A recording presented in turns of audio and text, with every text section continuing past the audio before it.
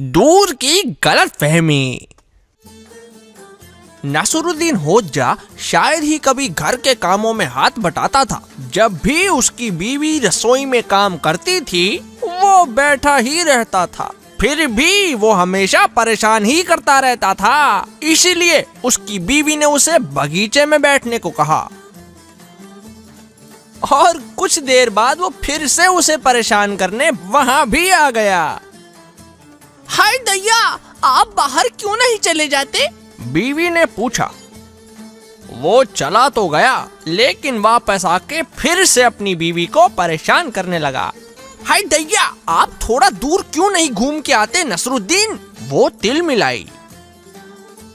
होज्जा उठा और अपने गधे पर सवार होके आगे बढ़ा। वो 2 कदम चला, फिर 10 और इस तरह कर करके महीने बीत गए। दिन से रात और रात से दिन हो गया। एक दिन उसे अपने शहर का आदमी मिला जो दुनिया घूमकर वापस आ रहा था। आपसे मिलकर कितना अच्छा लगा। होज्जा खुशी से मुस्कुराया। जब आप घर जाएं तो सबसे जरूर मिलना और मेरी बीवी से पूछना कि इतना दूर ठीक है ना।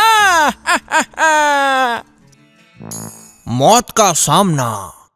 एक शाम नसरुद्दीन होज्जा अपने दोस्तों को चाय पे बुलाता है। जैसे जैसे समय बीतता है सभी दोस्त एक दूसरे को डरावनी कहानियां सुनाकर डराने लगते हैं। एक बार घर जाते समय मुझे लुटेरों ने रोक लिया। एक ने कहा,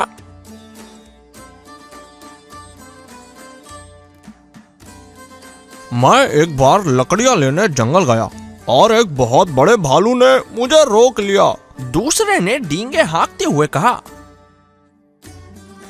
अरे जो भालू तुमने देखा वो उस खून पीने वाले राक्षस के आगे कुछ भी नहीं था जिसे मैंने अपने पैरों से कुचल दिया।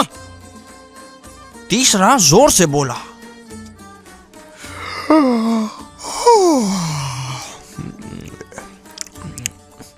हाँ।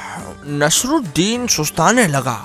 और तुम होज्जा, क्या तुमने किसी भयानक मुसीबत का सामना किया है? हाँ, एक बार मैं भी मौत के मुंह से बच के आया था। मैं लहरों की कश्ती पर सवार था और समुद्री लुटेरों ने मुझ पर हमला कर दिया और उस घमासान लड़ाई के बीच में एक खतरनाक समुद्री राक्षस आ गया और बहुत ही गुस्से में कश्तियों पर हमला करने लग गया। फिर उसी बीच एक बहुत ही डरावना काला तूफान आ जाता है जो कश्तियों को डुबा देता है। लुटेरे, कश्तियां, यहाँ तक कि राक्षस भी सब नष्ट हो गए। 1 मिनट होज्जा, समुद्री राक्षस भी? अच्छा, तो फिर तुम कैसे बच निकले? कैसे?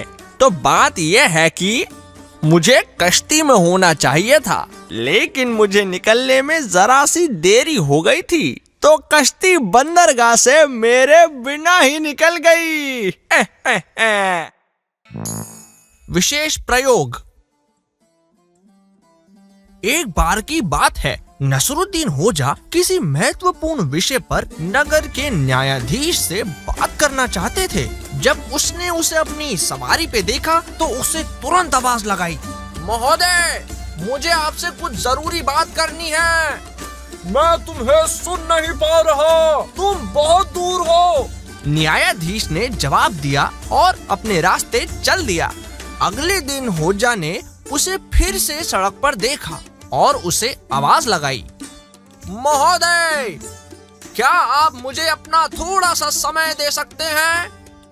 माफ कीजिए, आपको इतनी दूर से नहीं सुन पा रहा। न्यायाधीश ने फिर से जवाब दिया और तेजी से चला गया। तीसरे दिन होज्जा ने कुछ सोचा और इधर उधर भागते हुए नगर में जोर जोर से चिल्लाने लगा।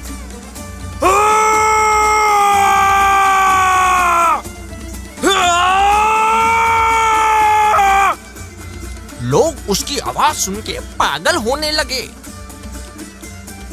उन्होंने न्यायाधीश से शिकायत कर दी। ओहो होज्जा, तुम ये क्या कर रहे हो? वो गुस्से से चिल्लाया। अरे महोदय, मैं तो बस प्रयोग कर रहा हूँ, होज्जा ने समझाया। मैं पहले जोर से चिल्लाता हूँ,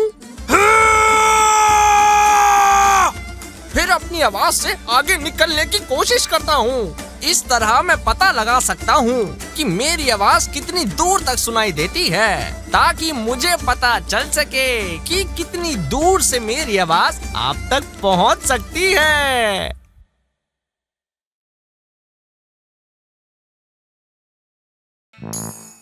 ना समझ गधा।